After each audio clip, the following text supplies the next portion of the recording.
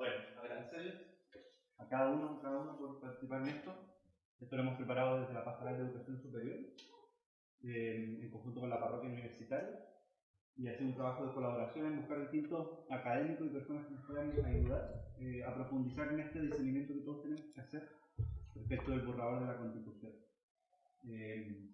Es algo que creo que como cristianas es muy importante, como de verdad hacer un debate profundo respecto de este proceso que a todos nos convoca y que ciertamente como podríamos pasarlo de largo, pero como digo es importante profundizar para poder discernir. Así que agradecerle a ustedes la presentación, agradecer también, en esto está metido mucha gente, la pastoral de la Universidad Católica, el DUOC, la pastoral de Santo Tomás, la pastoral de UDEC, los movimientos, misión y trabajo para la red ignaciana, etc. Así que desde ya muy agradecido, gracias por acompañarnos. Este encuentro además está siendo grabado y entonces lo vamos a subir después al canal de YouTube de la parroquia. Y el resto de los encuentros los vamos también a presentar por medio del canal de YouTube. Así que ahora les dejo con Camila, que es la coordinadora pastoral de Santo Tomás, que nos va a presentar a nuestro invitado.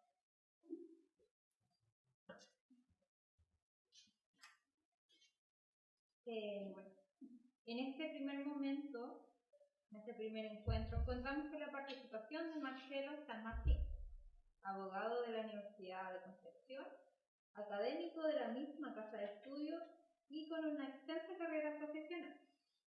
Le damos las gracias por su disponibilidad para guiar este espacio. El profesor San Martín hará una presentación de la visión general de la propuesta constitucional y posteriormente daremos paso a un espacio de preguntas y diálogo. Muchas gracias. No sé, Juan Pablo, si van a grabar, voy a tener que quedar sentado, ¿no? ¿Se puede parar todo el video? Sí, tiene... Ya. Bueno, voy a intentar...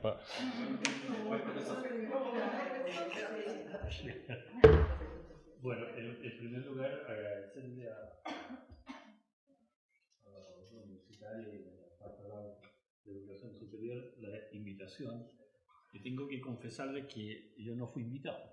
Me hice el invitado, ¿ya? Porque cuando Juan Pablo me planteó el tema, algunos temas que se iban a tratar, yo noté que faltaba algo que es lo que yo les quiero conversar hoy día y que para que se programa en su tiempo creo que no me voy a demorar más de media hora, ¿ya? Para que sepan que no va a ser una gran conversación. ¿Por qué? Porque cuando la convocatoria dice para tener mejor discernimiento al momento de aprobar o rechazar, creo que es algo que nos ha faltado. Nos faltó incluso en la primera oportunidad en que dijimos la modificamos o la dejamos como estaba o la cambiamos. Yo creo que no hubo un debate adecuado. Yo creo que ahora tampoco lo ha habido. Pero en ese contexto falta naturalmente que la gente entienda qué tenemos hoy día. Para que con las jornadas posteriores ustedes digan, a ver, claro, esto es lo que tenemos, esto es lo que nos ofrece, y ustedes hagan su propio discernimiento de si los convence o no los convence, si votan en un sentido o en otro sentido. Mi presentación no tiene el ánimo de influir en ustedes en que voten de una determinada manera, eso está reservado a la conciencia de cada uno. Naturalmente la exposición trata de tener muy presente que estamos dentro de una iglesia, inspirados en los principios, yo pongo énfasis en algunos principios de la Constitución que son los principios, los valores, la enseñanza de la iglesia, pero como les digo no tiene esa intención, ¿ya? Es solamente aportar un poco en esta etapa de introducción, diría yo, al análisis de las jornadas que van a tener posteriormente. Eso como primera precisión. Así es que si vinieron a escuchar sobre la Constitución, sobre el proyecto de Constitución, a lo mejor van a salir defraudados, pero espero que no, porque creo yo, y no lo digo jactanciosamente, que les va a servir lo que yo les voy a decir para tener la visión de conjunto. En esta etapa introductoria también les sugerirles, ¿verdad? Que traten de leer la Constitución, pero no se alarmen si no la entienden.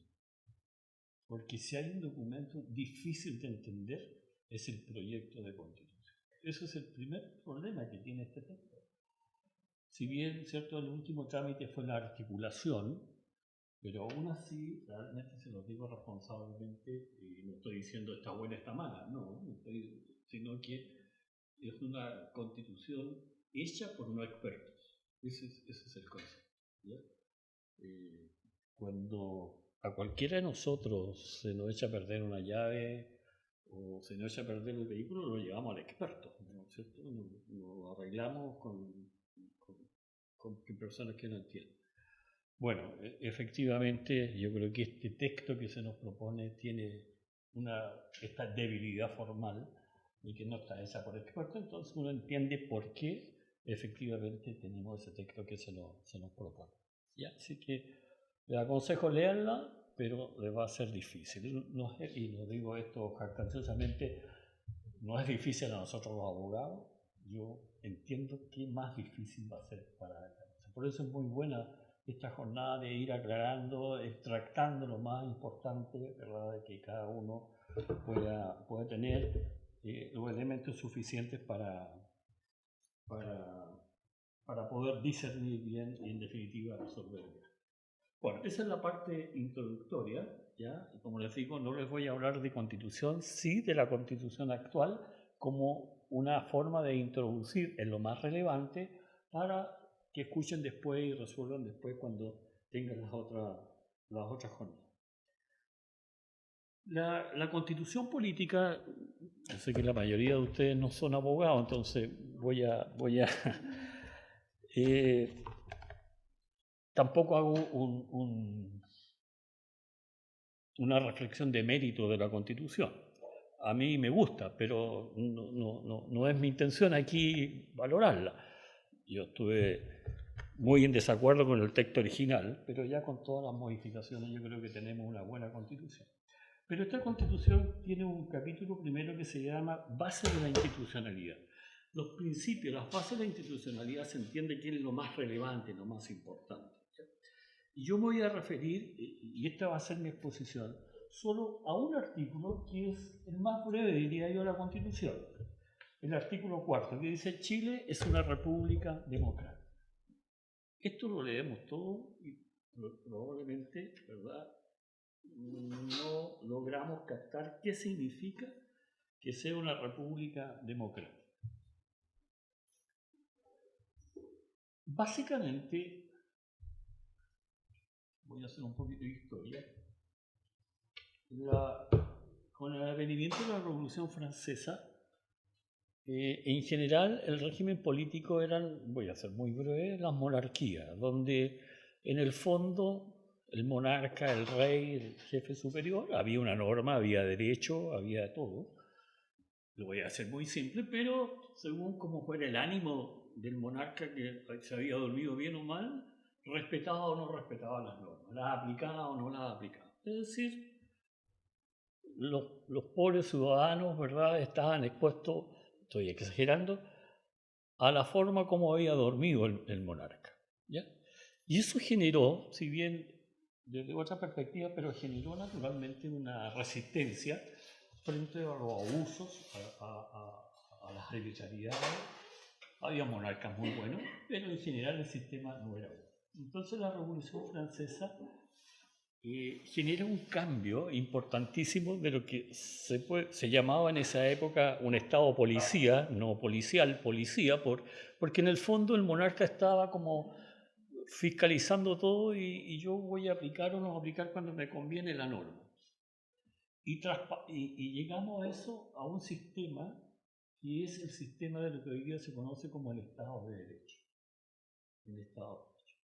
Y el Estado de Derecho es consustancial a una democracia.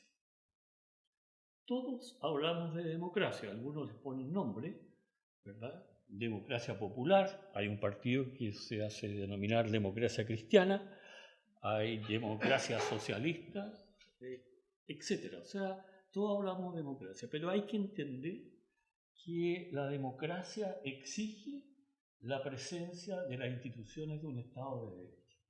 Y eso es lo que yo les quiero señalar ahora, para que el día de mañana podamos entender si esta Constitución que nos proponen es o no democrática, si respeta o no el Estado de Derecho. Llámenle Estado de Derecho social, Estado de Derecho, etc., pero el Estado de Derecho, lo que es el Estado de Derecho puro. Y en ese sentido, entonces, voy a rescatar estas instituciones para que el día de mañana, cuando vengan otros colegas, otros expositores, a hablarles sobre algún tema, sobre medio ambiente, sobre Estado regional, etc., ustedes sepan de qué se está hablando, ¿ya? Porque si no, si llega aquí José Vidal y va a hablar de Estado regional y seguramente te va a hablar... Pero ¿y dónde está inserto esta institución? ¿Qué tenemos hoy día que nos haga mejor o peor de lo que nos están proponiendo? No sé si lo verán captar, esa es la intención mía y lo voy a hacer, como les digo, en poco tiempo. ¿Cómo se conforma? ¿Cuáles son las instituciones que conforman un Estado de Derecho? ¿Ya? Que, como les digo, es fundamental para entender la democracia.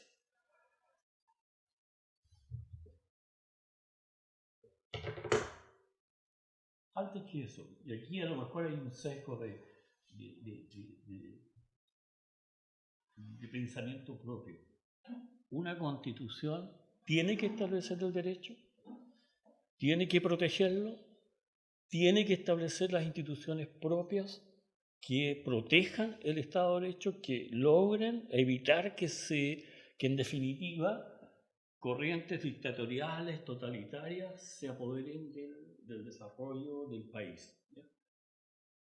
Porque si no, no tiene sentido vivir en una democracia formal, donde no se respeten los derechos y las garantías de las personas. Entonces, es fundamental, por eso pongo tanto énfasis, por eso me he centrado solo en esto, en el Estado de Derecho, porque no va a comer el tiempo que yo, estimado, poder conversar a ustedes para no aburrirlos mucho. Entonces, es fundamental, y por eso lo digo. ¿Y cuáles son las instituciones? Se las voy a explicar, y en eso consiste el tema. ¿Cuáles son las instituciones que conforman el Estado de Derecho? Primero, la existencia de un régimen de garantías y derechos constitucionales. Segundo, la separación de los poderes. Tercero, la existencia y sujeción a un principio de juridicidad. Cuarto, un régimen de control. Y quinto, un sistema de responsabilidad. Esas son las 5 condiciones básicas que una constitución tiene que recoger. Si faltara cualquiera de estas instituciones, no podemos hablar que existe un Estado de Derecho. Y les voy a poner un ejemplo, y quiero que me perdonen porque mis explicaciones no tienen ninguna connotación de orden político. Pero para que me entiendan ustedes, lo importante que es garantías, separación de poderes, principio de legalidad o juridicidad, control. Y les cuento el ejemplo. En pleno régimen militar, todos hemos visto, ¿cierto?, el Festival de Viña del Mar, que es todos los veranos, ¿cierto? Bueno, en pleno régimen militar, la autoridad de la época, en esa época los alcaldes los nombraba el presidente de la República, eran todos de confianza el presidente de la República. El alcalde en esa época contrató un crédito internacional para financiar el Festival de Viña del Mar. Y, de acuerdo a la norma de derecho económico aplicable en este país, todos los créditos internacionales que asumiera cualquier órgano de la administración del Estado tenían que ser visados previamente por el Ministerio de Hacienda. Y me parece una buena medida porque en el fondo está representando al país. Así que eso era respetable. Pero esta autoridad no pidió esa autorización y celebró el convenio y le prestaron la plata. Bueno, hizo una revisión la Contraloría General de la República, que es el órgano encargado de fiscalizar la inversión y el gasto público, y determinó la irregularidad y la disposición de la Contraloría como corresponde fue que esta autoridad tenía que devolver esos recursos, sin perjuicio de las sanciones que en esa época, ¿cierto?, no eran sanciones, dependían exclusivamente del presidente de la República. Bueno, hay un órgano constitucional, la Contraloría, también hoy día existe y también existía en esa época, que tenía que controlar y que tenía la potestad de imponer sus decisiones porque en el fondo era el órgano encargado de fiscalizar la actividad de la administración. Teníamos una autoridad municipal en este caso, ¿cierto?, con facultades, pero que se saltó un procedimiento legal establecido. En consecuencia, correspondían que se aplicaran las sanciones que procedían. Cuando nosotros nos portamos mal, o los niños se portan mal, o los adultos nos portamos mal, o un juez se porta mal, o una autoridad se porta mal, naturalmente viene la reparación y la sanción. Y ahí vienen los principios de la proporcionalidad y la imputabilidad. Pero ¿qué sucedió en esa época? En esa época, el poder legislativo estaba formado por los generales de las Fuerzas Armadas y el director general de Carabineros. Y frente a este oficio de la Contraloría que exigía que se devolviera y que en el fondo se aplicaran las sanciones que correspondían, en 24 horas se reunió la Junta, que era el poder legislativo, y dictó un decreto en que declaró que todo eso estaba bien y que no había ningún tipo de responsabilidad. Ley de la República. ¿Podemos decir que hay un Estado de Derecho? No, ¿cierto? Y estoy hablando de un tema que no tiene nada que ver con los derechos humanos. Estoy hablando de un tema absolutamente objetivo de administración económica. ¿Se imaginan ustedes lo que significa una ausencia de Estado de Derecho cuando se violentan los derechos humanos?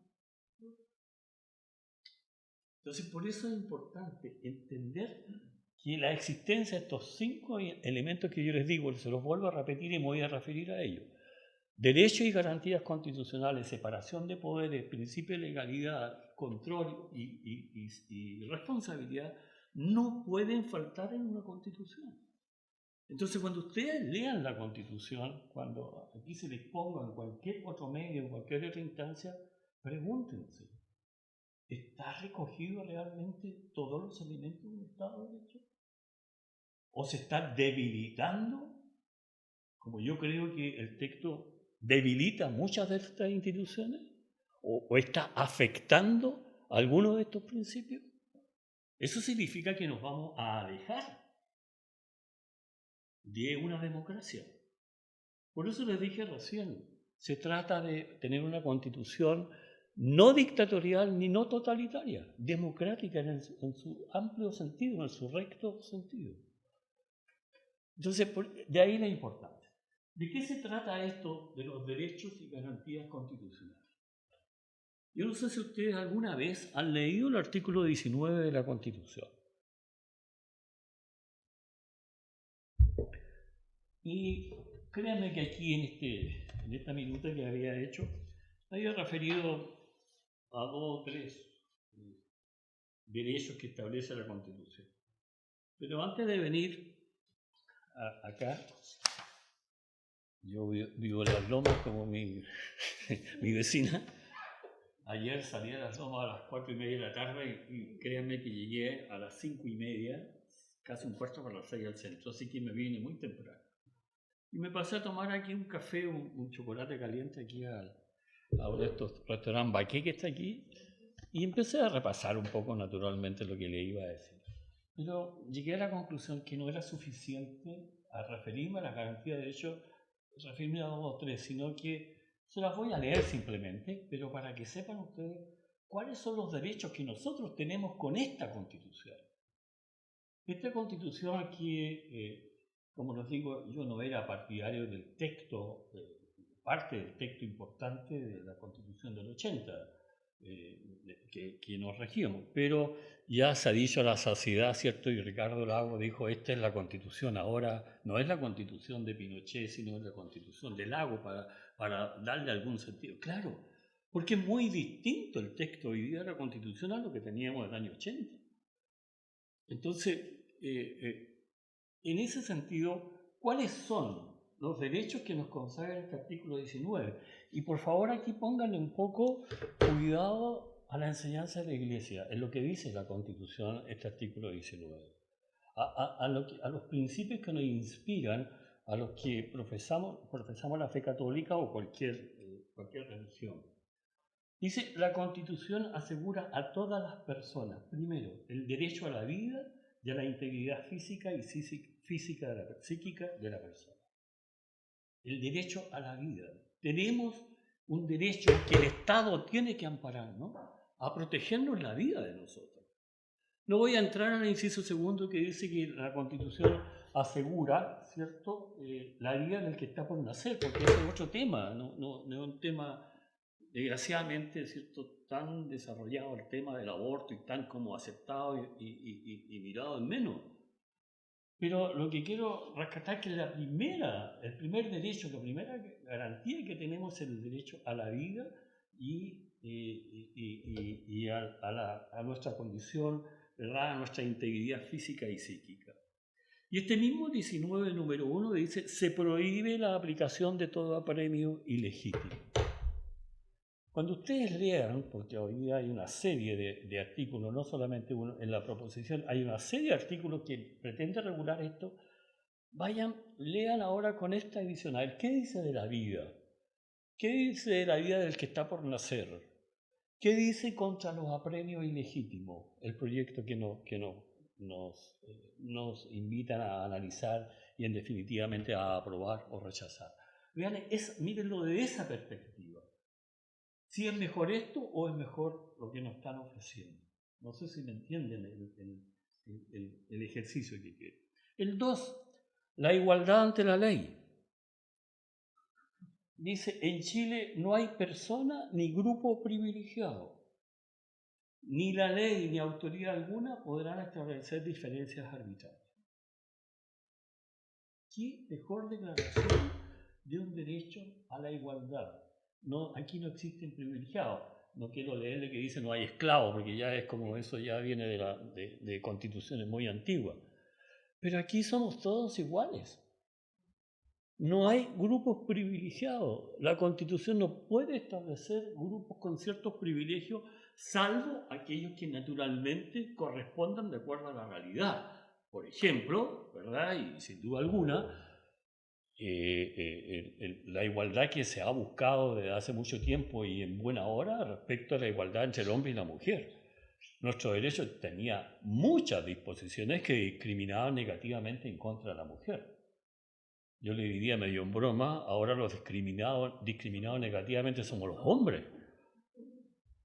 Yo no les quiero contar algunas disposiciones que a nosotros nos afectan fundamentalmente, pero no importa, o sea, ya vendrán los tiempos, pero efectivamente se justificaba, pero se establece, lo que quiero decir, se establece la igualdad.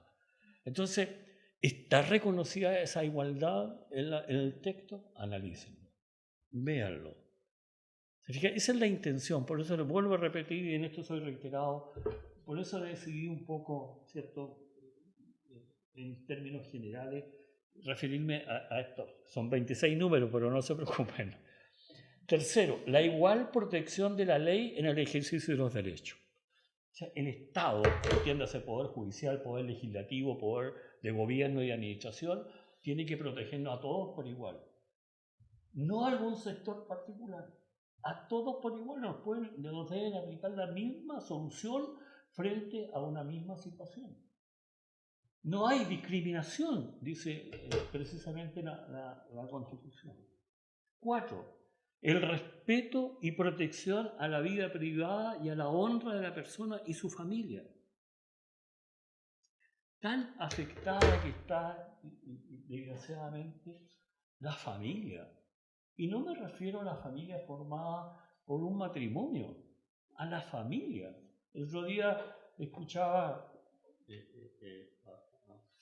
a este jugador de fútbol de la selección chilena, Jan Bosellur, no sé si lo ubican ustedes, que era muy bueno, ahora ya está malo ya, pero está de comentarista deportivo. Y hablando un poco de los futbolistas, él se quejaba de la falta de principio que tenían los futbolistas, fíjense, falta de principio. Y decía, yo gracias a Dios tuve mi abuelo que me entregó principios. O sea, no se lo entregó el padre, porque tengo entendido que no vivió con su padre, pero su abuelo. Él dijo, esa es mi familia. Bueno, la Constitución ampara precisamente, ¿cierto?, a la familia y el respeto y protección a la vida privada y a la honra de la persona y la familia. Eso es un poco lo que la Constitución hoy día, desde el año 80, porque esto viene del año 80, nos ha dicho. Yo estoy convencido que mucha gente no lo ha señalado. Me voy saltando el derecho a la libertad personal y a la seguridad individual. Ahí viene todo el tema de los delitos, etcétera, etcétera. Para avanzar más rápido, si no me voy a demorar más de media hora. Un tema que ustedes lo van a ver, el derecho a vivir en un medio ambiente libre de contaminación. Constitución del 80. No es un asunto de ahora. El derecho a la educación. La libertad de enseñanza incluye el derecho de abrir, organizar y mantener establecimientos. La libertad de enseñanza no tiene otras limitaciones que las impuestas por la moral, las buenas costumbres, el orden público y la seguridad nacional. Los padres tienen el derecho de escoger el establecimiento de enseñanza para sus hijos. Esto está en la Constitución. ¿Se respeta esto en el proyecto? Léanlo, búsquenlo. Esto es lo que va a afectar, a mi juicio, o afecta a la familia, a la persona. Esto es lo que tenemos que considerar al momento de decir apruebo o rechazo.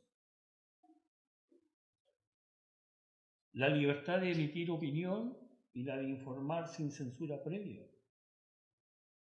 También hay articulado y bien riesgoso, bien problemático respecto a la libertad de emitir opinión.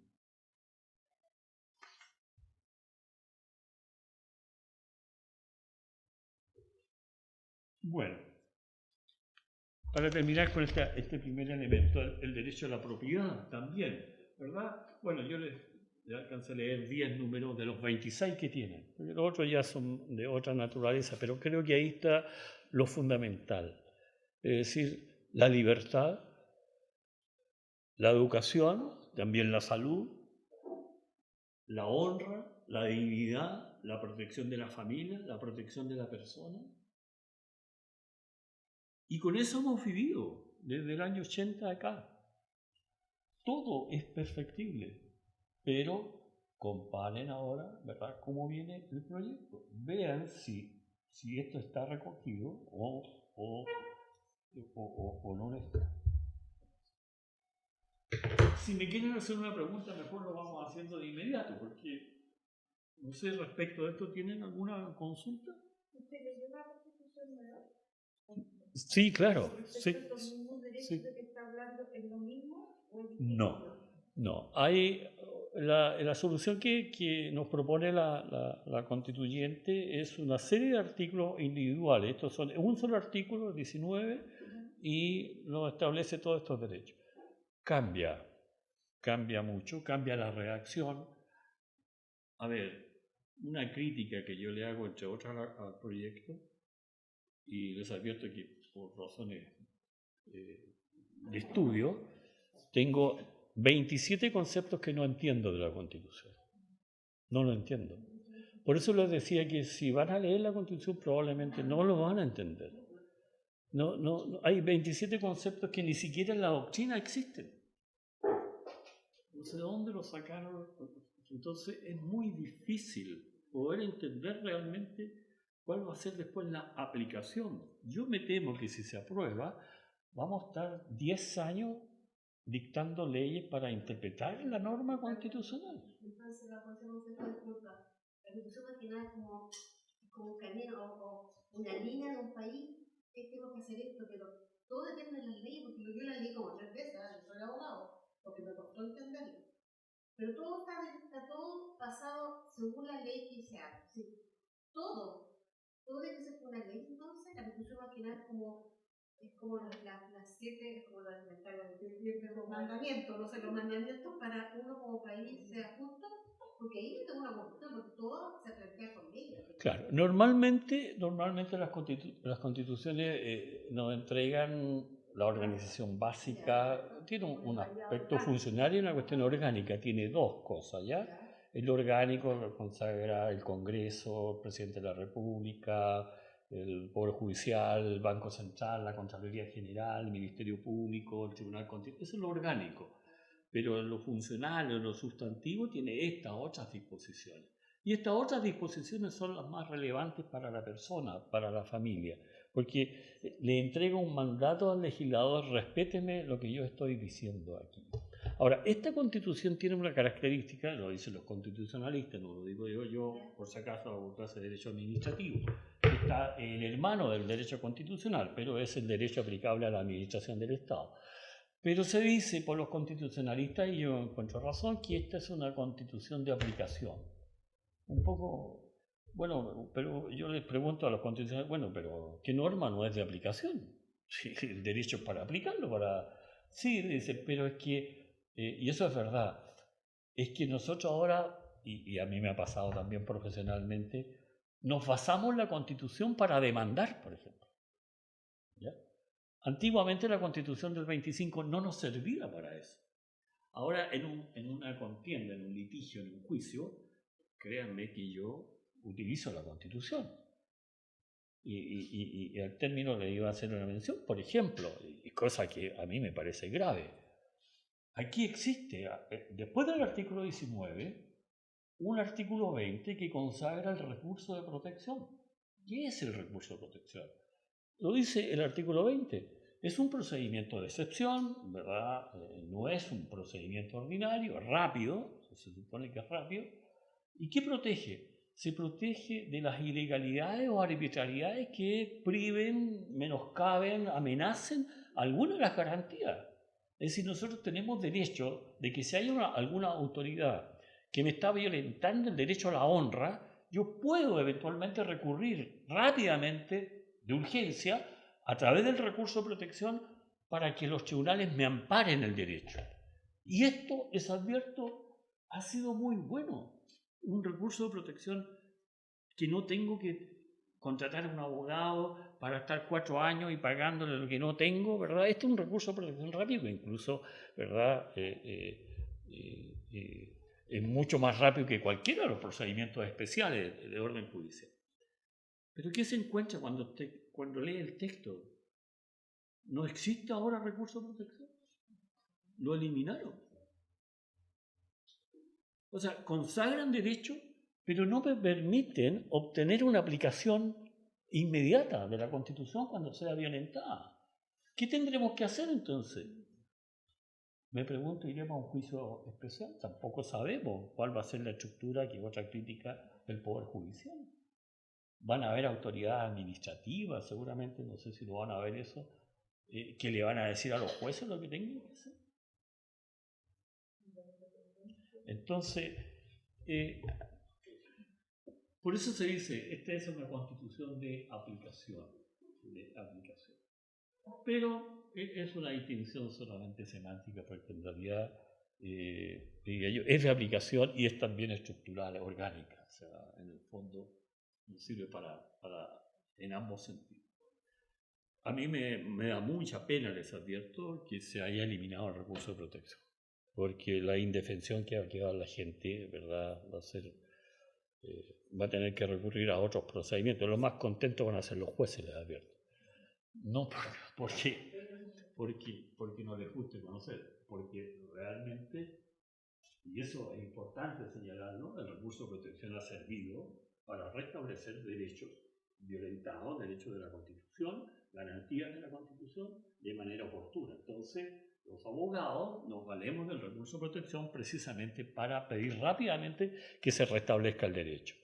Entonces, tienen tantos recursos de protección los jueces que yo creo que ellos son los más felices en que desaparezca el recurso de protección. Pero no es esa, la Constitución no nos da para darle el gusto a un sector.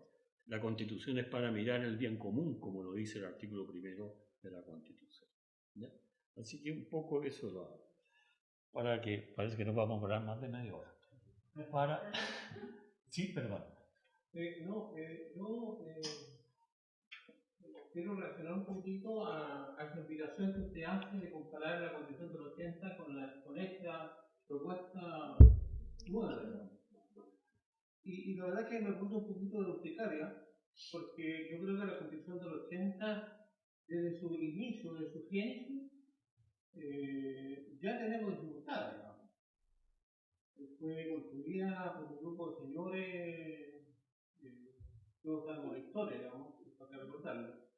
Sabemos también cómo se aprobó, que fue una cuestión bastante complicado, a mí me consta, lo viví, cómo se hizo el recuento, por lo menos en el liceo 1, digamos, del liceo votar, a las 4 de la tarde ya había las 50% de las mesas ya habían hecho el recuento.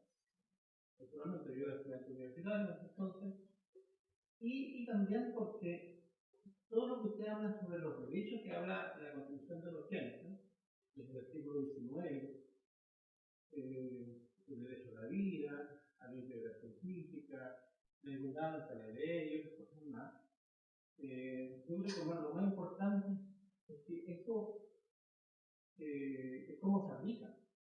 Y sabemos que eso, que la Constitución 80, que la misma Junta o la misma dictadura, no lo aplicó. Todos sabemos el derecho a la vida, digamos, con respeto a los derechos. No se aplicó, todo lo contrario. Entonces, tenemos una larga historia de personas que fueron torturadas, asesinadas, y donde la Constitución del siglo XIX, ellos mismos ni siquiera fueron capaces de respetarlo, digamos.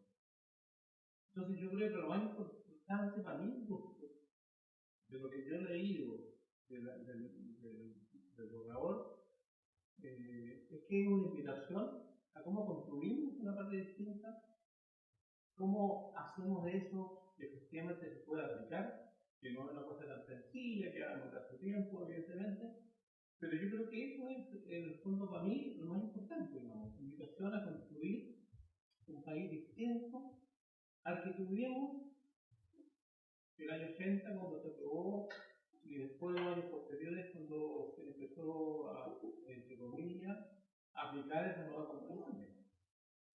Entonces, a mí me parece difícil, complicado hacer esa comparación entre una constitución del 80 con este nuevo proyecto, porque esto es algo que se está construyendo ahora. Nosotros ya tenemos creencia de hartos años de lo que fue la Constitución del 80. Aquí hablado del tema de la educación y otras cosas más, pero no quiero alargarme más. Eso quería plantearlo como reacción. Bueno, coincido plenamente con lo que usted plantea, porque esta jornada está dada para eso, para tener elementos de discernimiento. Frente a una situación puntual que tenemos que pronunciarnos sobre un proyecto que se nos propone. Donde discrepo con usted que esta constitución de hoy día, el texto de hoy día, es la constitución del 80. Yo se los dije aquí, ¿cierto? Cuando el presidente Lago dijo en el 2005, esta es la constitución, fue aprobada por unanimidad, ¿no? Aquí no hubo votos disidentes en aprobar el texto de la constitución. Entonces, es esa, yo no estoy haciendo el llamado que ustedes comparen con la Constitución del 80, sin duda alguna. Yo creo que les dije, soy crítico del texto original de la Constitución del 80. No fue el expresidente Alessandri, cuando se le encargó por la Junta Militar que redactaron la Constitución, y después cuando se la cambiaron dijo, este no es mi proyecto. O sea, entonces ustedes se acuerdan. Claro, porque no era un proyecto democrático, y esa es la Constitución que se aprobó, y concuerdo plenamente con usted que la forma de aprobarlo no fue la forma más democrática y fue en realidad una elección imaginaria, ¿no? ¿Verdad? Pero yo lo que lo llamo a la comparación del texto de ahora, del año 2005, no sé cuántas modificaciones se le han hecho. El otro día leía que se le habían hecho 1000 y tantas, otros han dicho 200, pero este es el texto, o sea, le digo que yo los llamo a que ustedes hagan la comparación. Ahora, la valoración de lo que ustedes hagan, partí diciendo, es una responsabilidad de ustedes. Yo les dije también, yo no vengo aquí a pronunciarme por una u otro texto. No, yo naturalmente tengo mi posición.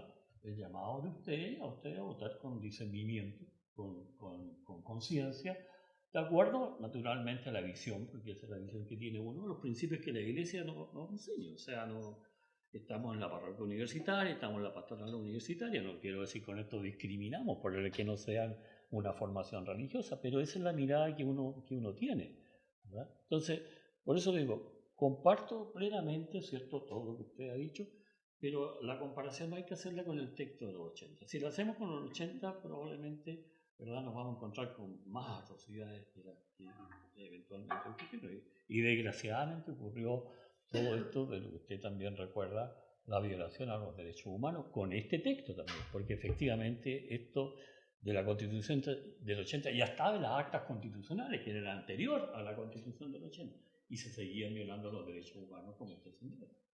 Entonces, el llamado es a hacer la comparación con este texto y no con la Constitución del 80, que es la que está vigente hoy día. No sé si le queda claro. Bueno, sigamos. El segundo elemento del Estado de Derecho es la separación de los poderes.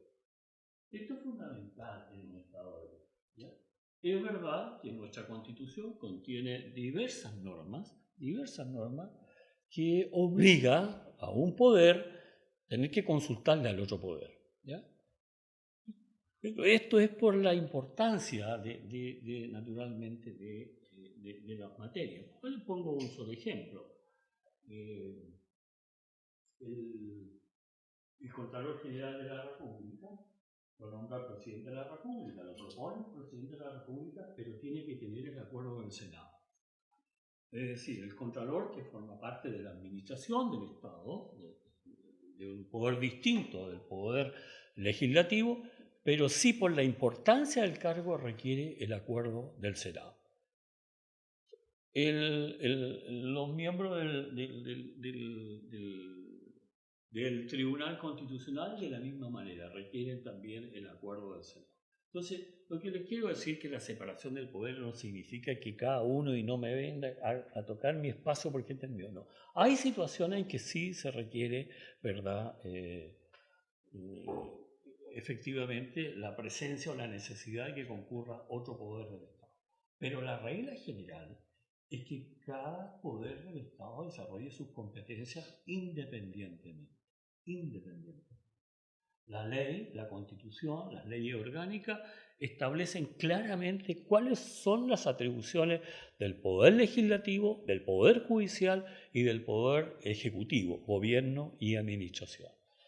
Y los otros poderes tienen que efectivamente respetar las decisiones.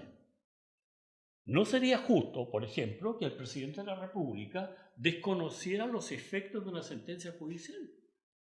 Si ese tema lo sometemos a la institucionalidad, que es el Poder Judicial quien resuelve las contiendas, ¿cierto?, que existan entre particulares, entre el Estado y los particulares. Y si los tribunales de justicia resolvieron, el presidente de la República, por muy presidente de la República que sea, no puede dejar sin efecto una sentencia judicial. Y si lo deja sin efecto administrativamente e ilegítimamente, naturalmente que está afectando al Estado de Derecho. No puede tampoco, por ejemplo, el Poder Judicial, retomo el recurso de protección, imponerle una decisión a la administración o al Poder Legislativo respecto a materias que no tiene competencia. Lo mismo ocurre, ¿verdad?, para el Poder Legislativo en su relación con los demás poderes del Estado. Y esto es tan importante porque si se diera alguna de las situaciones, como les digo yo, indebida, inconstitucionalmente aceptada, vamos a generar un conflicto de competencia, una contienda de competencia. Entonces, vuelvo a decir nuevamente, para que comparen ustedes el texto de esta Constitución, ¿verdad?, cómo protege esta Constitución el principio de independencia, de la separación de los poderes del Estado. Estableciendo, primero, las competencias por la ley y la Constitución, y segundo, lo mismo que el recurso de protección que protegía las garantías, estableciendo normas cómo se resuelven los conflictos de competencia.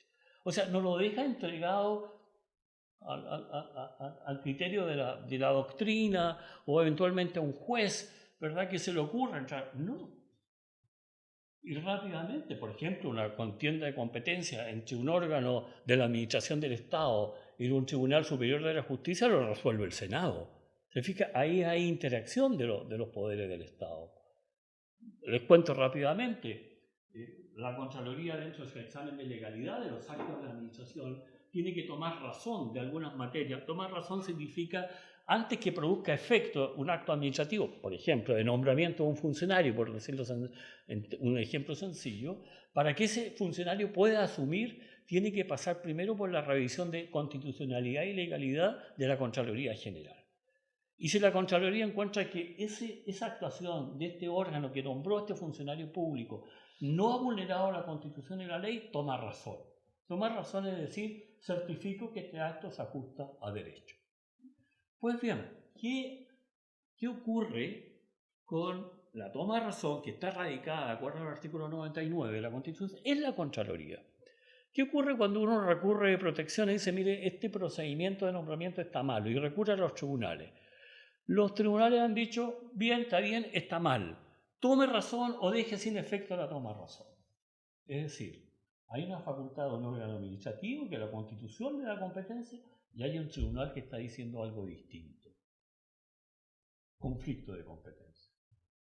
¿Cómo se solucionó el conflicto de competencia? Se sometió la materia al Senado. Y el Senado resolvió. No les cuento cómo resolvió, porque no interesa. Lo que les quiero decir que existe también en la Constitución la protección o la solución, ¿verdad?, a estos conflictos de competencia. Y si se trata de conflicto entre el Ejecutivo y el Poder Legislativo, qué sé yo, promulgación de un texto distinto, una ley aprobada por el Congreso, existe también en la Constitución el órgano encargado de resolver este tipo de conflictos. ¿Se fija? O sea, están las normas. Vuelvo a insistir ya majaderamente. ¿Está en el proyecto de ley esa solución? Porque estas soluciones las necesitamos en el texto constitucional. Porque si no lo solucionamos, vamos a vivir en un mundo de incertidumbre jurídica. Y eso es lo peor que le puede ocurrir a un país. Entonces, ese es el llamado a que ustedes, antes de votar, ¿verdad?, no estoy diciendo apruebo o rechazo, vean. Y después resolverán ustedes, con lo que yo les he dicho, si les sirve de algo, con lo que les van a decir otros colegas, con lo que escuchen, ¿verdad? Y resuelvan en conciencia lo que a ustedes les parezca mejor, de acuerdo a sus propias convicciones, a sus propios ideales, a sus propios principios, a sus propios valores. Ese es el segundo elemento. Si no hay garantizado en la Constitución, establecido en la Constitución, el principio de la separación de los poderes, no hay Estado de Derecho. Y si no hay Estado de Derecho, no hay democracia. Ese es el razonamiento. Tercero, el principio de juridicidad. ¿Qué significa esto? Que la Constitución ampara o establece la obligación de todas las autoridades, ejecutivo, gobierno y administración, legislativo y judicial, a actuar de acuerdo a la Constitución y a la ley. De acuerdo a la Constitución y a la ley. Nadie, ningún poder público, estamos hablando de poder público, ¿verdad?, puede actuar más allá de lo que la Constitución y la ley le señalan.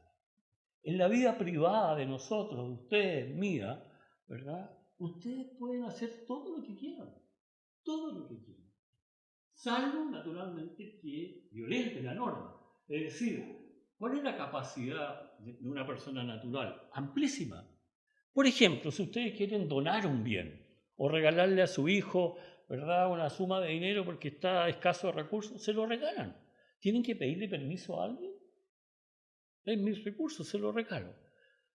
Los órganos de administración del Estado y los órganos del Poder Judicial y los órganos del Poder Legislativo no pueden hacer eso. Porque en este ejemplo la norma no permite a ningún órgano del Estado estar regalando ni siquiera lo que le sobre. Aún, fíjense ustedes, esas cosas que se dan de baja, no sé si ustedes saben lo que da de baja, esto ya no me sirve.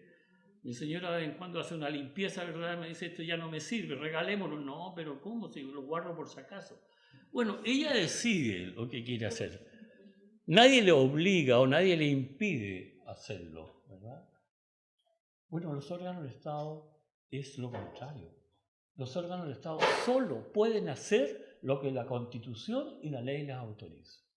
Uno de los grandes problemas que tienen siempre en todos los gobiernos las autoridades que recién se incorporan a la administración, ¿verdad?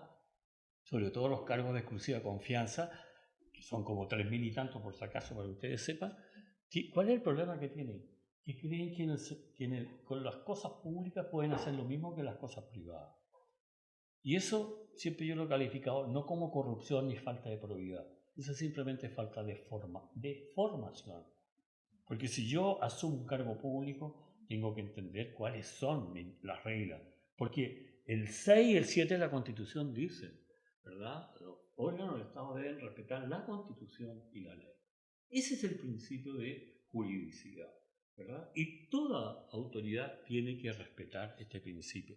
En el ámbito de la actuación de los poderes públicos no hay nada que quede entregado a la voluntad de quien ejerce la autoridad. Entiéndase, presidente de la Corte Suprema, presidente de la República, presidente del Senado, presidente de la Cámara de Diputados. No, todo está dicho por la ley. Y un poco, ¿verdad? Esto es un comentario adicional, exento. Por eso, ¿cierto?, le criticamos nosotros sobre todo a los gobiernos, a todos los órganos, lo que se demoran en resolver problemas. Esto que se llama la burocracia. Entonces yo creo que todos alguna vez la hemos sufrido. Pero es que los órganos de administración no pueden hacer las cosas como quieren. Tienen que hacerlo como la ley lo señala. Si ustedes quieren construirse su casa, llaman a un maestro, se sientan aquí, ven las normas del contrato, tienen el proyecto, firman. En una noche dejaron listo su contrato y el día de mañana sí. El sector público no, el sector público tiene que llamar a licitación, tiene que cumplir un procedimiento, publicarlo. Me paso 6 meses en ponerme de acuerdo y después más encima tiene que ir el acto adjudicatorio a la Contraloría toma razón. 6 meses. En cambio, en la vida privada, 1 semana.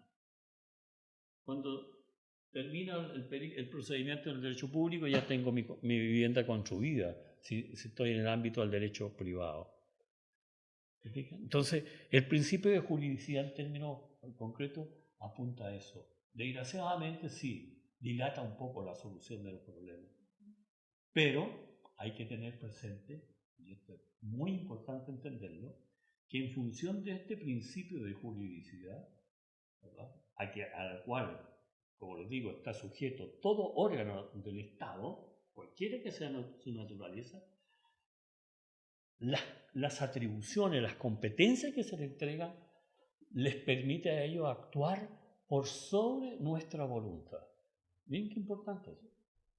A nosotros no nos preguntan.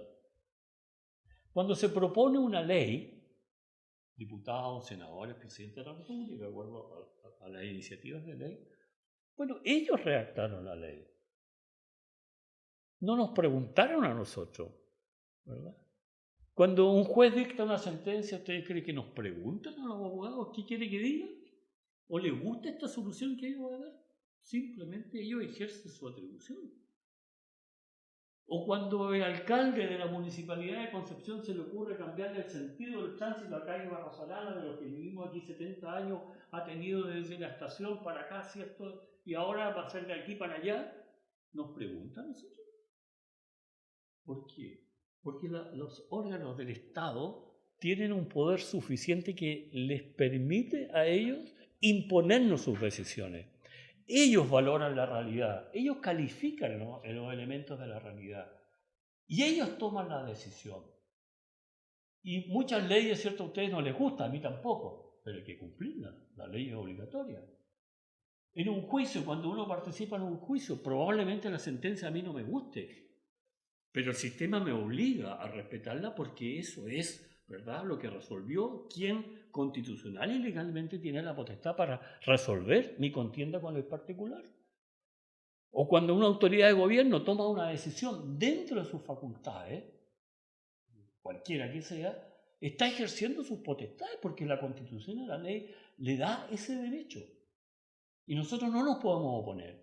Entonces hay que entender la importancia, y aquí vuelvo, primero, de la existencia de las garantías que nos protegen, de la separación de los poderes, que no haya nadie que se involucre o intervenga en las decisiones que legítimamente toman otras personas. ¿Por qué?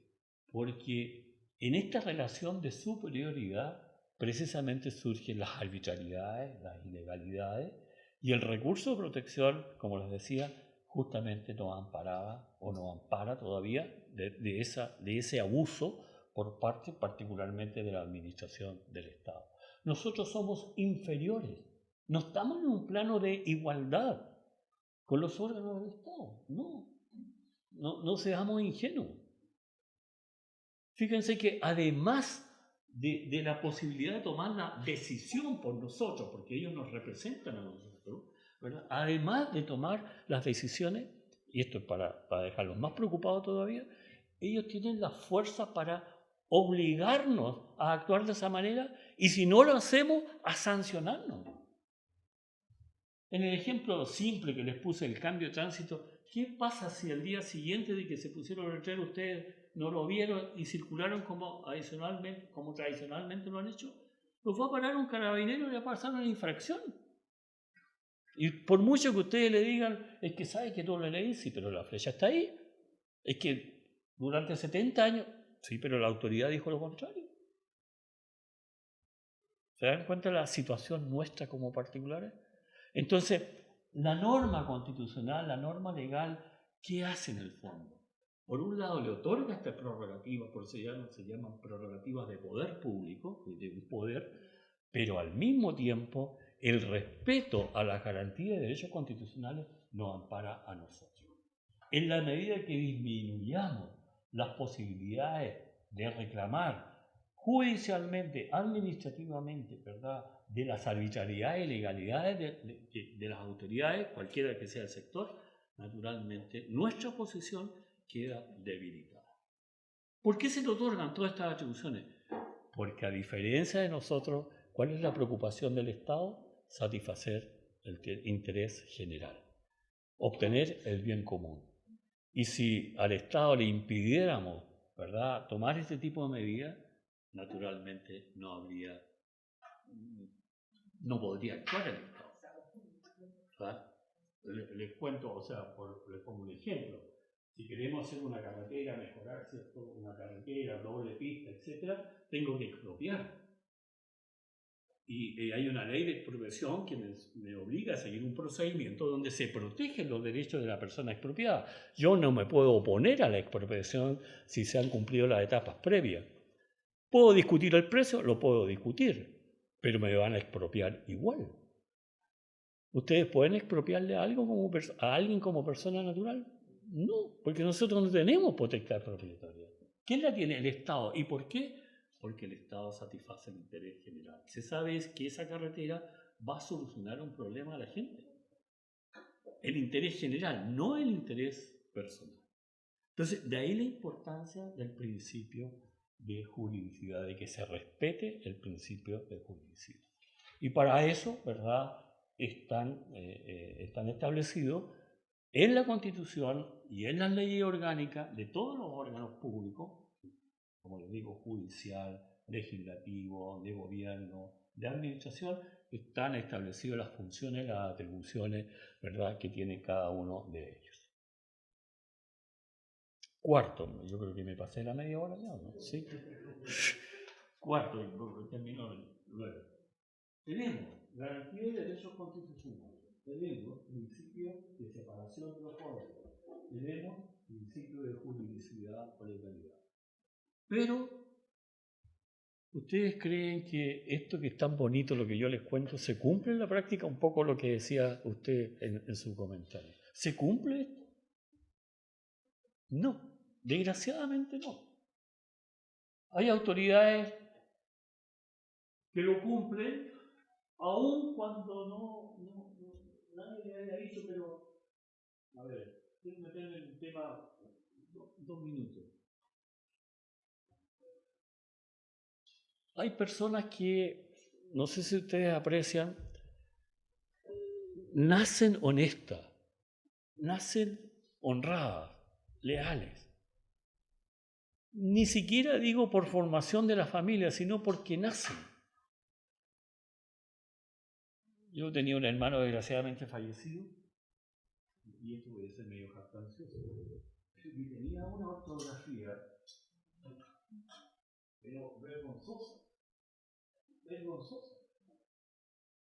Éramos hijos mismo padre y la misma madre. Y por eso le digo medio jactancioso. En cambio yo le corregía porque yo tenía desde chiquitito buena ortografía. Pues en la realidad ocurre esto. Entre hijos de una misma familia, un mismo padre, una misma madre, existen distintas alternativas de cómo actúo en la vida.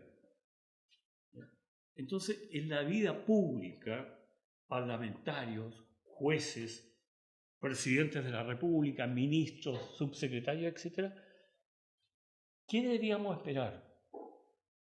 Que llegara la gente más honesta, más leal, más honrada. Y ahí están los sistemas de elección, de designación, de elección popular, de designación de los funcionarios de exclusiva confianza, etc. Pero en la vida, ¿qué es lo que tenemos? Tenemos, como les digo, personas que nacen honestas, otras personas que en el ámbito de la actividad pública se forman, si me nombran ministro, bueno, tengo que asesorarme yo, qué es lo que puedo hacer, qué no puedo hacer. ¿Se acuerdan? Una ministra del presidente Piñera que andaba vendiendo frutillas en un vehículo fiscal de su campo. Si eso no se puede hacer, eso no se puede hacer. Es que yo pensé que lo podía hacer. No, para eso está el derecho. Los bienes, las atribuciones públicas son para satisfacer el interés general, no el interés particular. Entonces hay personas que sin saber, pero si los nombran, se preparan, ¿verdad? Y hay personas en una tercera categoría que aunque le enseñen, nacieron, perdóname que lo diga, sinvergüenza, corruptos, etc. Y aunque le digan lo que le digan, y de vez en cuando entonces aparecen personajes de esta naturaleza. Afortunadamente, en nuestro país todavía está en los lugares de privilegio en cuanto a corrupción y falta de probidad en el mundo. Ocupamos lugares de privilegio todavía. No obstante lo que a ustedes eventualmente les pudiera aparecer, pero desde hace mucho tiempo que no estamos en lugares. Ustedes miran, sí, pero ¿y cómo? Sí, pero esos rankings se hacen tomando en cuenta, ¿cierto?, la realidad internacional de todos los países. Así que no es para quedarnos tranquilos, tenemos que evitar. Pero digo esto ¿por qué? ¿Por qué digo esto? Porque efectivamente, si no estuviera incorporado dentro del Estado de Derecho el principio del control, la cosa sería peor. El control ayuda precisamente a que las autoridades respeten las garantías, a que no se produzcan las contiendas, los conflictos de competencia entre órganos de distintos poderes del Estado, a que se respete el principio de juridicidad, ¿se fija? Entonces, tiene que existir un sistema de control. Y este país tiene un sistema de control, en la Constitución actual existe, en la Constitución que se nos propone existe también, perfeccionado. Yo creo que una de las cosas buenas que tiene el proyecto, se perfecciona las funciones de la Contraloría General. De tal manera que efectivamente, ¿verdad?, el control es absolutamente necesario. Y finalmente, una cosa menor que no tiene tanta relevancia, es más particular, pero un Estado de Derecho también exige un sistema de responsabilidad. Es decir, si usted tiene una norma constitucional y legal, si usted la incumple, logró sortear todos los controles y actuó, bueno, va a tener que responder civilmente, penalmente o administrativamente, ¿verdad? Si un juez se salió de su competencia, ¿verdad?, bueno, tiene que responder. Ayer, con mucho agrado, les advierto, leía, no sé si ustedes se acuerdan del fiscal Arias. ¿Se acuerdan? El fiscal que tuvo una actuación que fue acusado. Bueno, leía, ¿por qué le digo que leía con mucho gusto, con mucha alegría? Porque Emiliano Arias fue alumno mío en la Católica, en la Universidad Católica. Y yo siempre lo conocí como una persona muy honesta, muy correcta. Y ayer leía que fue absuelto en definitiva. porque no había mérito para destituirlo, ¿verdad?, de su cargo, y ahora volvió a ocupar su cargo. Me alegré mucho porque, perdóname que me vaya a mi actuación académica, en el ámbito del derecho administrativo la probidad es base, ¿verdad?, y siempre yo les insisto mucho. Entonces, cuando me aparece un alumno en la televisión que está faltando al principio de corrupción, que los hay, es advierto, desgraciadamente, ¿verdad?, pero cuando se restablece la honorabilidad, la honra de una persona que injustamente había sido abusada, me sentí muy, muy contento, ¿verdad? Y quedó exento naturalmente de responsabilidad. Pero esos años que él vivió deben haber sido muy, muy dramáticos. Muy dramáticos. No voy a hacer los comentarios adicionales respecto a la causa. Pero lo que les quiero decir es que quien violente la Constitución y la ley, en definitiva, tiene que responder. Civilmente se ha causado un daño, penalmente se ha cometido un delito con su actuación, ¿verdad? Y administrativamente sí, naturalmente ha violentado el régimen de obligaciones y prohibiciones que establece su ley orgánica o su ley reguladora. Eso es lo que les tenía que contar, ¿verdad? Para que, no sé si me entienden ahora porque les dije, para que sobre la base de esto que yo les he permitido entregar y me he atrevido a entregárselo, que no tiene nada que ver, como ustedes ven, con el texto de la Constitución, pero mi esperanza es que con lo que yo en este tiempo les traspasé, les di a conocer o les ratifiqué, ustedes puedan hacer un buen análisis del texto que se nos propone. Y sobre esa base tomar la decisión. Yo vuelvo a insistir, mi intención no ha sido establecer alguna prioridad. Ustedes son dos personas adultas y tienen su propio discernimiento. Y eso es lo que invitó a Juan Pablo, a discernir, a tener elementos de discernimiento para resolver de mejor manera. Así es que el Estado de Derecho para nosotros, para todos nosotros, es fundamental. Si no hay Estado de Derecho, no estamos bien. Bien, le ofrezco la palabra porque hay una ronda de consultas, parece. Reconozco y le anticipo, le decía a ella que yo no soy constitucionalista, así es que, pero esto es propio del derecho en general, no solamente del derecho privado, derecho público, en general de todo. Así que podemos compartir, no sé, Juan Pablo, si tenemos tiempo, ¿no? Sí. Tenemos el tiempo para preguntas. Si alguno tiene alguna pregunta, pueden hacer. Como conversamos antes, yo tengo la otra pregunta que hacer para otras personas, pero es interesante, le agradezco porque esa es una experiencia que pensar, ¿cómo yo puedo decir que este proyecto va bien caminado si no sé de 2005? Pero yo creo que lo que usted me indica tengo que comparar para ver, porque yo estoy pensando en lo de 3 meses, realmente es imposible. No sé cómo lo hizo realmente porque es difícil. Quizás no sé que leía, porque son 7 capítulos, ¿no? El capítulo 1 de democracia, sabe los derechos, la parte de la parte judicial. Y después yo tomaba a profesores y mezclaba las dos cosas, pero igual, eso me falta a mí comparar, y es verdad, la parte de derecho hay cosas que a mí me asustan en general este nuevo proyecto, ¿no? Hay muchos temas que usted nos tocó ahora, pero no le agradezco, me dio un notice para yo poder evaluar más. No tengo preguntas, gracias. Bueno, no sé si tiene... ¿Sí? No, más que una pregunta, más bien es una invitación, digamos. Ya el documento ya oficial ya está listo, ya está de otra semana, y por lo tanto la invitación humilde que hago es que podamos leer el documento, porque es la única manera de opinar. Porque en estas cosas realmente se salen, hay mucha info, mucha información, muchas cosas que no son verdades, la verdad las cosas. Y yo, donde he participado y en el lugar donde me han invitado a participar, siempre hago esta invitación, digamos, a entenderlo en el documento y hablar del documento, digamos. Y cuando analicemos algo que no nos parece, podemos indicar acerca de en qué artículo estamos estudiando, digamos. Me pasó el otro día en una dirección a la persona que hablaba en contra y yo le dije, mira, parece que hemos leído documentos distintos.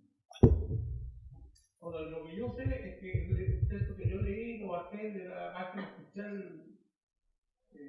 Ahora no sé dónde lo bajaste tú, pero. Y lo segundo es que cuando tú te refieres a algo que no te gusta, señala al artículo donde te está opinando. Sí, bueno, qué bueno que usted haga énfasis, porque si hay una cosa que yo les podría recomendar, no se dejen guiar por las redes sociales. Porque la verdad es que me da vergüenza. O sea, a mí me da mucha vergüenza que también cuando se ofende al presidente de la República. No sé si a los ministros cometen errores, todos cometemos errores. El presidente Piñera cometía, saben, con su, perdón la expresión, voladas que se pegaba de repente como que y decía cosas que salía de contexto. Bueno, el presidente Boris es más o menos parecido también, se parecen mucho ellos dos, ¿cierto? Pero eso no justifica, estamos frente a una autoridad. Hemos perdido el respeto por la autoridad. A mí me da vergüenza, por eso les digo un poco, si vamos a opinar, opinemos de lo oficial, de lo objetivo, no de lo que las redes sociales me dicen, porque llegan cosas para todos los lados, les advierto, pero que en realidad no tiene ningún fundamento real, objetivo. ¿Ya? Es difícil, les advierto, les vuelvo a insistir, el texto es difícil, es complicado leerlo, se nos hace complicado a nosotros, no lo digo jactanciosamente, con mayor razón va a ser para las personas que no tienen formación jurídica, o sea, que no se ven en esto. Fíjense, y perdón, también con el ánimo, y le comentaba a Víctor a la entrada, hay personas personas entendidas, ¿verdad?, que en el fondo han leído la Constitución y se dan cuenta de ciertas precariedades que tiene, pero hay cosas donde ustedes tienen que pensar bien y discernir de la mejor forma. Y después van a tener que hacer un balance porque desgraciadamente no aprobamos artículo por artículo, sino que aprobamos el total de la Constitución, ¿no? Y no vamos a aplicar la mitad y la otra mitad. Entonces, léanse los artículos transitorios que son bastante importantes también. Así que comparto plenamente que hay que leer con objetividad y opinar con objetividad. Concuerdo plenamente con lo que pasa. Personalmente soy un poco pesimista que la gente vaya a leer y lo que leen que vayan a entender. Entonces, y luego hacer este buen análisis comparativo más difícil todavía. Obviamente van a aparecer unas comparaciones de las columnas más adelante que van a ser de ayuda. Pero uno con formación jurídica tiene dificultades de tomar la decisión. Yo he leído parcialmente el texto. Claro, la Constitución del 80 lo siente muy familiar y agradable porque uno lo conoce. Es fantástico, uno se ubica dónde está qué cosa. Todavía no tenemos esa familiaridad con el nuevo texto. Pero, en definitiva, yo veo ya que encuentro aspectos muy, muy positivos en el nuevo texto. Y en la antigua también. Entonces, hasta ahora yo estoy muy balanceado y estoy indeciso para dónde inclinarme. Y veo que eso va a ser, al fin del análisis, voy a terminar así, no inclinándome hacia ningún lado. Y eso no sé cómo hacer la ponderación. Claro. Bueno, ahí está el problema. Usted tiene formación jurídica, entonces está privilegiado en este análisis, naturalmente. Por eso les decía yo a las personas, y no lo digo porque no pienso una persona que trabaja en una empresa no tiene por qué saber de Constitución, ¿verdad? Claro. Si el problema está ese, efectivamente. Bueno, y esta jornada, conversábamos con Víctor, con Juan Pablo, tienen esa intención, poder aportar un poco, ¿cierto?, para que ustedes resuelvan bien, apruebo o rechazo, no es la intención aquí incidir en algo, o sea, hay Hay personas, por ejemplo, lo digo de izquierda, sí, sé que se puede decir, destacadas personas, le comentaba a Juan Pablo a la entrada, personas de izquierda, amigos míos, pero que están muy preocupados. Ayer salía una carta en el Mercurio de Lautaro Ríos, les recomiendo que la lean. Lautaro Ríos es una persona que fue muy maltratada con la dictadura, ¿ya?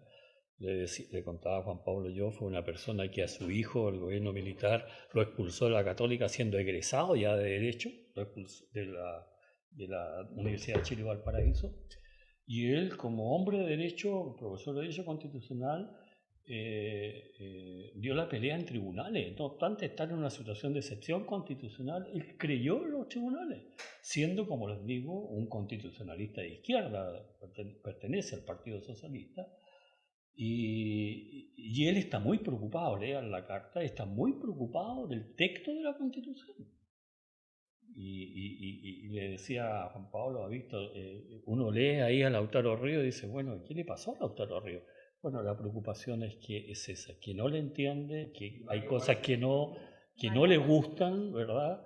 Bueno, vean si tienen oportunidad porque es muy bueno el análisis que hace Lautaro. Y si quieren les cuento una anécdota, lo que nos pasa. Para terminar, hay más preguntas, ¿no? Les cuento de Lautaro Ríos. Él fue siempre profesor de Derecho Constitucional en la Universidad de Chile, en Valparaíso, y también tengo entendido que hacía clases en la Católica de Valparaíso. Y él era profesor de Derecho Constitucional, y en un examen, plena régimen militar, al lado de la comisión tenía a Raúl Bertelsen, que era un gran constitucionalista también, pero apoyaba irrestrictamente al gobierno militar, y la otra persona, no me acuerdo lo que contaba Lautaro que estaba. Entonces viene un alumno y le pregunta al alumno qué es un decreto ley, qué es una de las formas, el decreto ley es una forma de legislar. Entonces el alumno le dice, el decreto ley es la forma de legislar de los gobiernos de facto. Perdón, dijo nefasto. Entonces Raúl Bertelsen le pegó la mirada nomás a Lautaro porque dijo, claro, le está enseñando que efectivamente el gobierno militar es nefasto. Bueno, a ver, repita, dijo Raúl Bertelsen, eso lo contaba Lautaro arriba, repita, sí, nefasto, tráigame su apunte, le dijo Lautaro. Y tenía nefasto.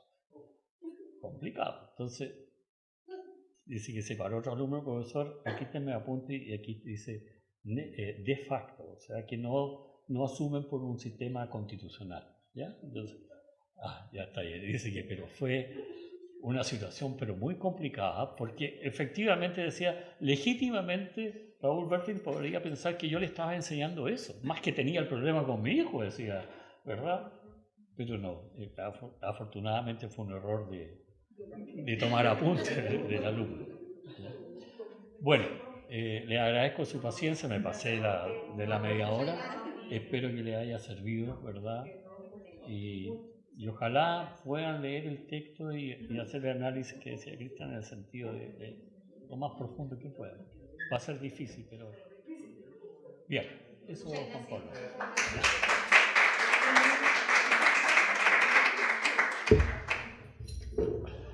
Agradecemos al profesor y le tenemos un presente.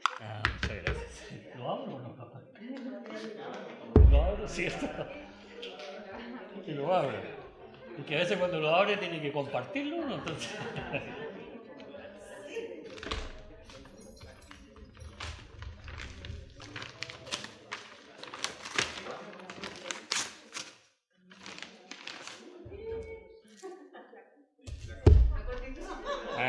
Qué bien, qué bien.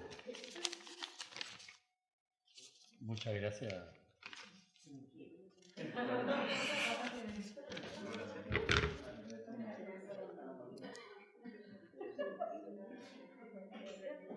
Bien, no les voy a leer esto porque es más íntimo. Ya.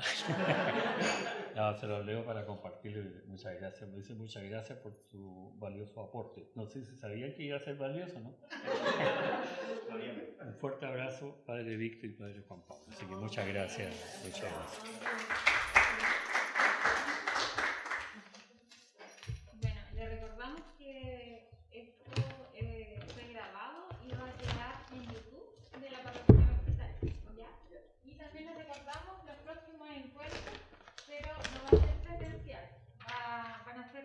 en YouTube igual, de la parroquia universitaria, en vivo.